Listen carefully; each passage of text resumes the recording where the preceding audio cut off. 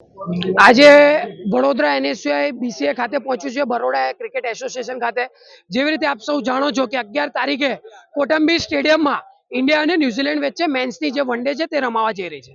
વડોદરાના નગરજનો વર્ષોથી આ મેચની રાહ જોઈ રહ્યા હતા અને સાથે સાથે સ્ટાર ક્રિકેટરો એટલે કે વિરાટ કોહલી હોય, શુભમન ગિલ હોય, રોહિત શર્મા હોય, તે અહીંયા આવવા જઈ રહ્યા છે।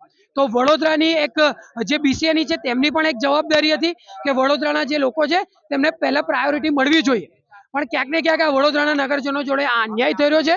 એનએસયુઆઈની માંગ છે કે જે ટિકિટ વેચણી થઈ હતી એ ટિકિટ વેચણી ઓફલાઈન મોડમાં પણ થવી જોઈએ અને વડોદરાના જે લોકો છે તેમને આ પ્રાયોરિટી મળવી જોઈએ। ક્યાંક ને ક્યાંક ઓફલાઈન આ મોડ બંધ કરીને ઓનલાઈન મોડ ચાલુ કરીને આ ક્યાંક ને ક્યાંક બીસીએ કાળાબજારી કરી રહ્યું છે, પણ એ કાળાબજારી એનએસયુઆઈ ચલાવી લેવામાં નહીં આવે અને આનો વિરોધ પ્રદર્શન એનએસયુઆઈ કરશે અને આની ન્યાય માંગશે। ન્યાય નહીં માંગે તો આગળ કલેક્ટર સુધી એનએસયુઆઈ જશે અને જ્યાં આવેદનપત્ર આપવાની જરૂર પડશે ત્યાં એનએસયુઆઈ બીસીએ સામે લડશે અને વડોદરાના નગરજનોને આનો ન્યાય અપાવશે।